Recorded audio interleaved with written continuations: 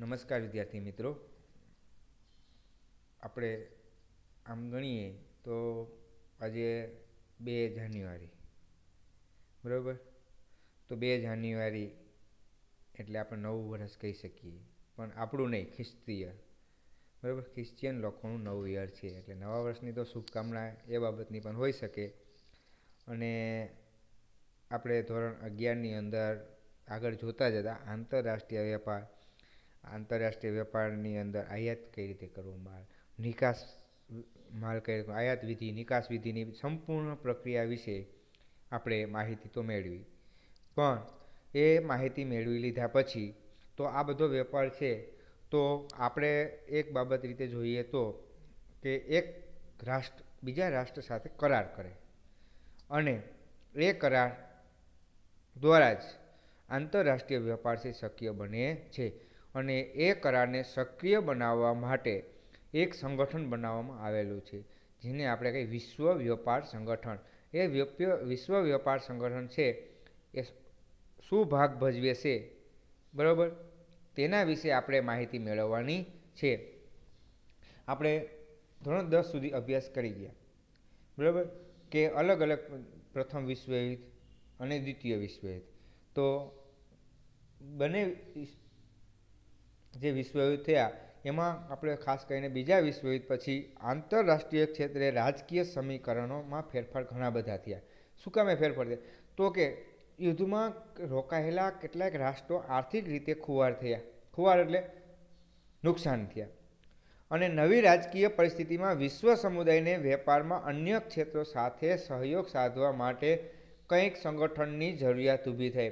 જો સંગઠન વગર કોઈ કાર્ય થાય નહીં. આપણે સામાન્ય વાત કરીએ તો રોડ ઉપરથી એક સળી લ્યો અને જ્યાં ત્યાં ફેંકો તો એ કચરો થઈ જાય, અથવા તો જો કેટલી બધી સળીઓ લઈને ફેંકી દો તો એ કચરો થાય. પણ એ સળીઓ ભેગી કરી અને એક દોરીથી બાંધી દો તો એક ઝાડુ થઈ જાય.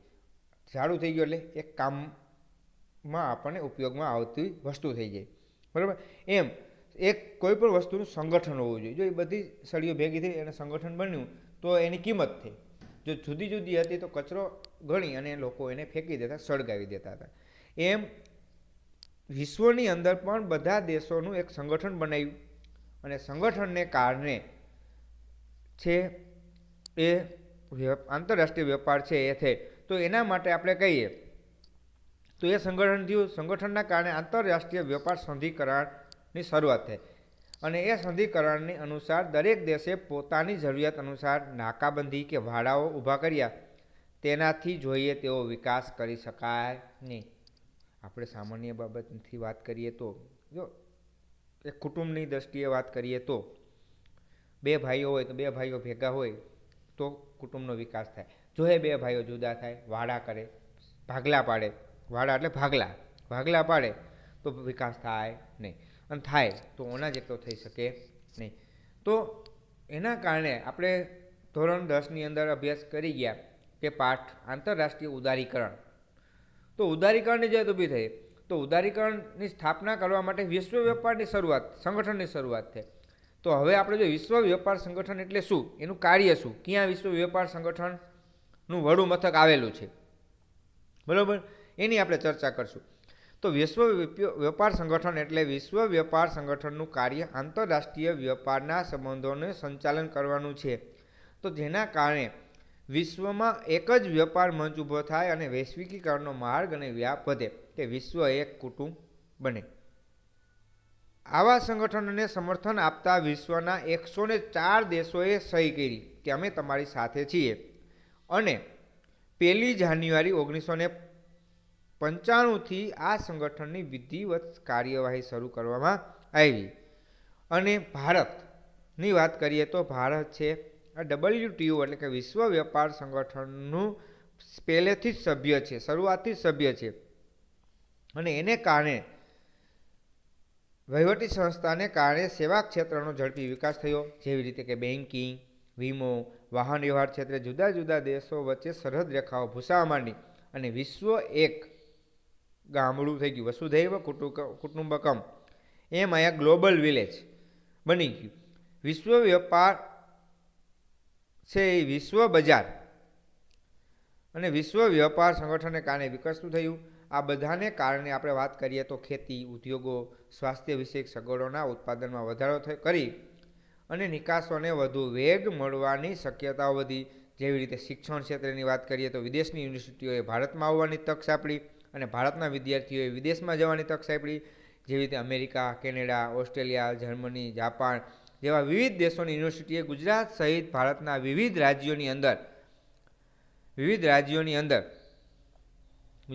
રાજ્યોની અંદર તેમના કેમ્પોનું આયોજન થયું. આપણે અત્યારે વાત કરીએ તો ઘણા બધા એન્જિનિયરિંગ અભ્યાસ કરતા હોય તો કોલેજની અંદર, યુનિવર્સિટીની અંદર અભ્યાસ કરતા હોય ત્યારે વિદેશી કંપનીઓ ભારતમાં આવે અને ભારતના વિદ્યાર્થીઓને સિલેક્ટ કરી અને પોતે જોબ આપે છે.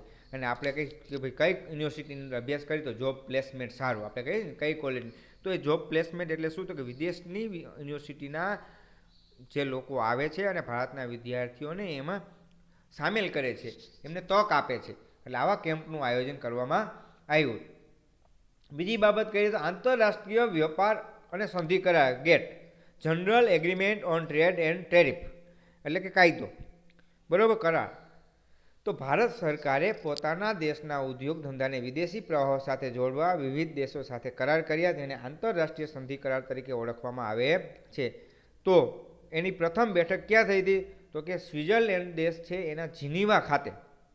તો 1948માં જીનીવા ખાતે 23 રાષ્ટ્રો વચ્ચે એક કરાર કરવામાં આવ્યો હતો.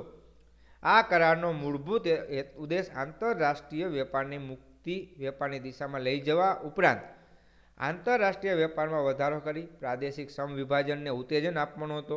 ત્યારબાદ આંતરરાષ્ટ્રીય વેપાર સંધિ કરાર એ વૈશ્વિકીકરણ અનુરૂપ મુક્ત વેપાર નીતિ છે. શાસન વ્યવસ્થા પણ અનુકૂળ છે અને ભૌતિક સુવિધાઓ પણ ઝડપથી વિસ્તરતી જાય છે. આ બધાને કારણે વ્યાપાર જગતમાં નવા પ્રવાહો વિવિધ સ્વરૂપે ભારતમાં આકાર પામતા રહે છે. આપણે જોઈએ છીએ વિદેશી ટેકનોલોજી છે એ ભારતમાં આવે છે અને ભારતની ટેકનોલોજી છે એ વિદેશોમાં જતી હોય છે. આપણે ધોરણ 10ની અંદર અભ્યાસ કરી ગયા વિશ્વ શ્રમ પ્રજા, બરાબર. તો એ આને લગતું જ એક પ્રકારનું છે, બરાબર.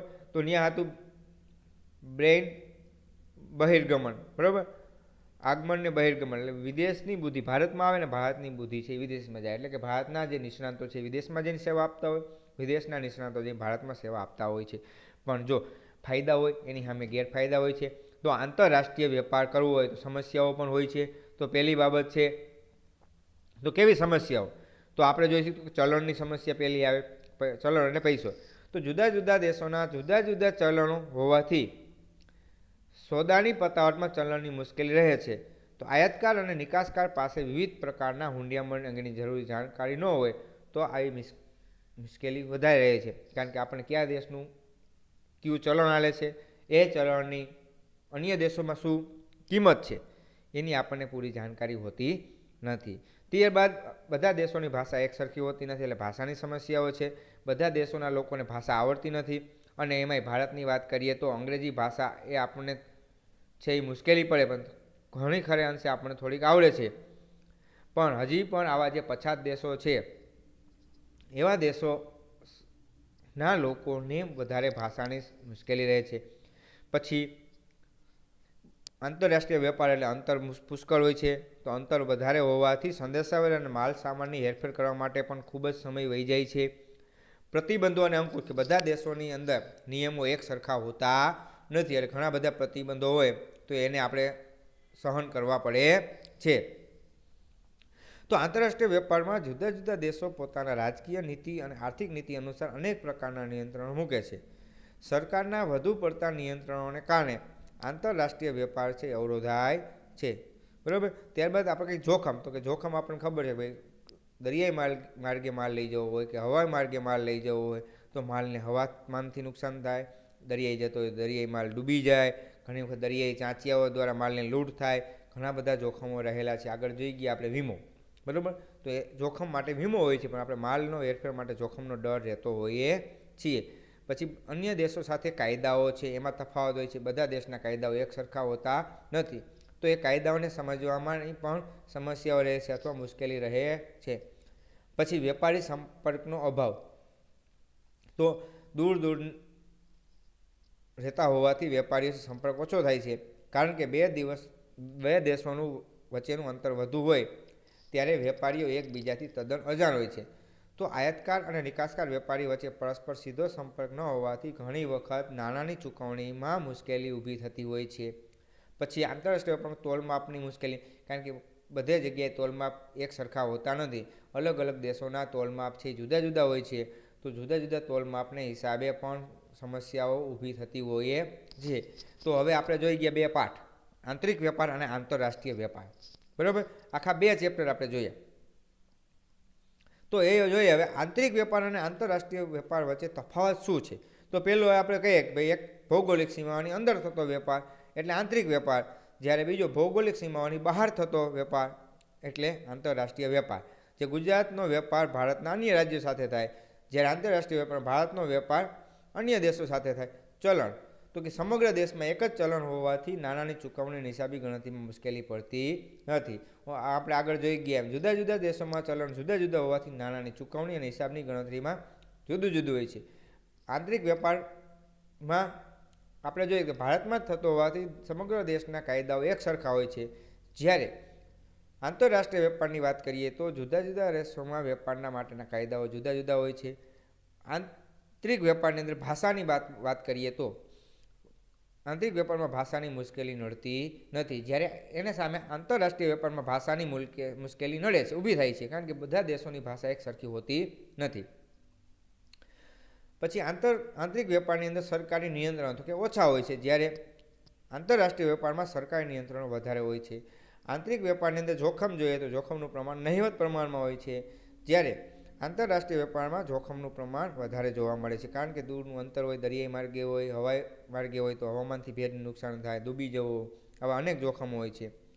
પછી આંતરિક વેપારની અંદર અંતરની વાત કરીએ તો દેશ પૂરતું જ કાર્યક્ષેત્ર હોય તો અંતર ઓછું હોય છે, જ્યારે આંતરરાષ્ટ્રીય વેપારની વાત કરીએ તો જુદા જુદા દેશોમાં કાર્યક્ષેત્ર વધારે હોવાથી અંતર પણ વધુ હોય છે. હવે આંતરિક વેપારની અંદર વીમાની વાત કરીએ તો વીમો લેવો ફરજિયાત નથી, જ્યારે આંતરરાષ્ટ્રીય વેપારની અંદર વીમો લેવો ફરજિયાત છે. પછી જકાતની ચૂકવણી સરળ હોય છે. આંતરિક વેપારની અંદર જકાતના દર પણ ઓછા હોય છે, જ્યારે આંતરરાષ્ટ્રીય વેપારની વાત કરીએ તો જકાતની વિધિ જટિલ હોય છે, અઘરી હોય છે, અટપટી હોય છે અને જકાતનો દર પણ વધુ હોય છે. બજારની વાત કરીએ તો બજાર આંતરિક વેપારને સીમિત હોય છે, જ્યારે આંતરરાષ્ટ્રીય વેપારની અંદર બજાર છે એ વિસ્તૃત હોય છે. તો આપણે આંતરિક વેપાર અને આંતરરાષ્ટ્રીય વેપારની અંદર આપણે તફાવત પણ જોઈ ગયા.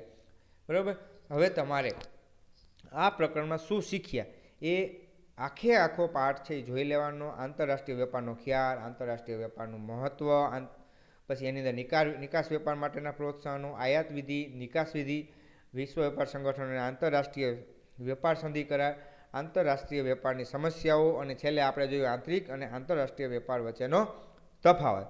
તો અહીં આપણે આ પાઠ છે એ પૂરી કરી, અને જો કોઈ પણ છતી ખામી જણાય અથવા સમજાય નહીં ક્યાંય તો આપણને અવશ્ય છે વોટ્સઅપ કરી દેજો.